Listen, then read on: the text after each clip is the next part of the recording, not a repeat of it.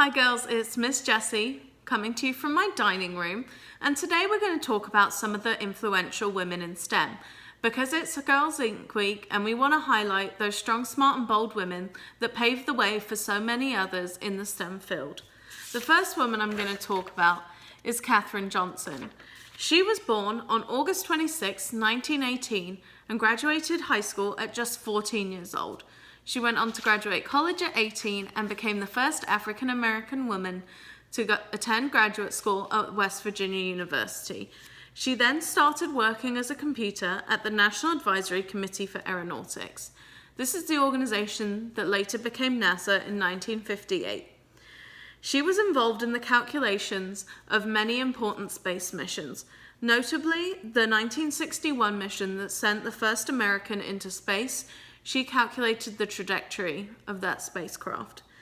And she also helped to calculate the trajectory for the Apollo 11 mission in 1969 to the moon. In 2015, she was presented with the Presidential Medal of Freedom by Barack Obama. And then at the same NASA center that she worked, they opened up a research facility that was named after her. She passed away on February 24th of this year at the age of 101. She was also the subject of a very popular movie that you've probably seen called Hidden Figures. Here's a picture of her on stage at the Oscars with the cast of that movie. The second woman that we're going to talk about is Jane Goodall. She was born in London on April 3rd, 1934, and when she was a child, her father gave her a stuffed chimpanzee which she called Jubilee, and she has been in love with chimpanzees ever since. She first started studying chimpanzees at the Gombe Stream National Park in Tanzania in 1960. Here she found that there were many behavioral similarities between chimpanzees and humans.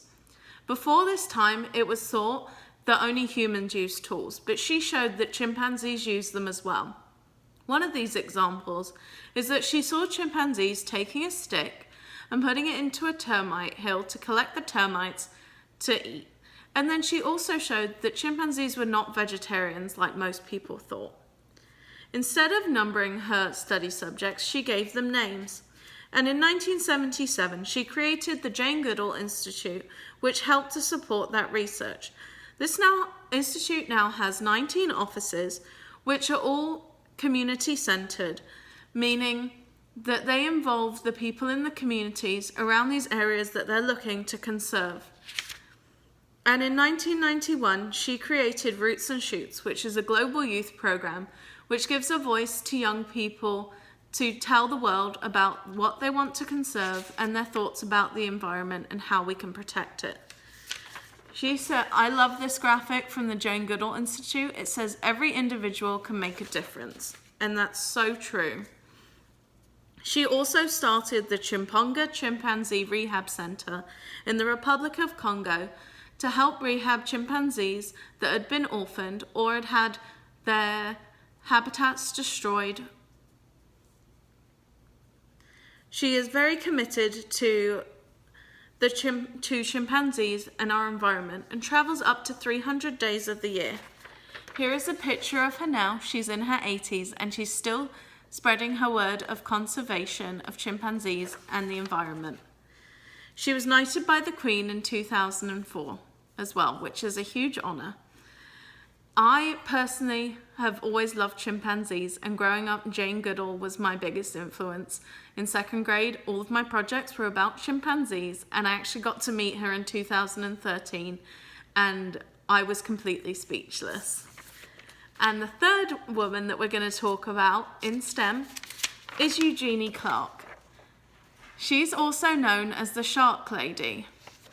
So you can probably guess she was a very big influence on me growing up as I went on to study sharks in undergraduate school and graduate school. She was born on May 4th, 1922 in New York City and was a Japanese American. She was the only student of Japanese descent in her school. She wanted to learn so much about the ocean that nearly every Saturday growing up she went to the New York Aquarium. She studied zoology at Hunter College and then got her master's and doctorate degrees at New York University. With the U.S. Office of Naval Research, she went to Micronesia to study fish populations, and then in 1950 went on her very first expedition to the Red Sea to study fish, and discovered many new species of fish. She then wrote her first book, Lady with a Spear, in 1953 that catalogued those expeditions. Here's a picture of her with a fish that she caught in a jar on a dive, and then she came up to the surface to get a better look at that fish. This book, it caused Anne and William H. Vanderbilt, who were prominent philanthropists at the time, this prompted them to ask her to come and do a lecture in Englewood, Florida. And then after this, and the success of that talk, they asked her to start a marine lab in Florida. This was called the Cape Hayes Marine Lab, and it was started in 1955. Here she studied many species, including sharks, and found that you could actually train sharks to a target and that they were capable of learning things like that. The Marine Lab continued to grow, and in 1967, it became Mote Marine Laboratory, which I'm sure you have all been to at school or have heard of.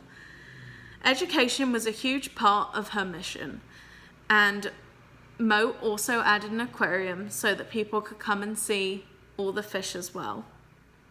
She taught at the University of Maryland, and in 1969 wrote her second book, The Lady and the Sharks, which I have read many times.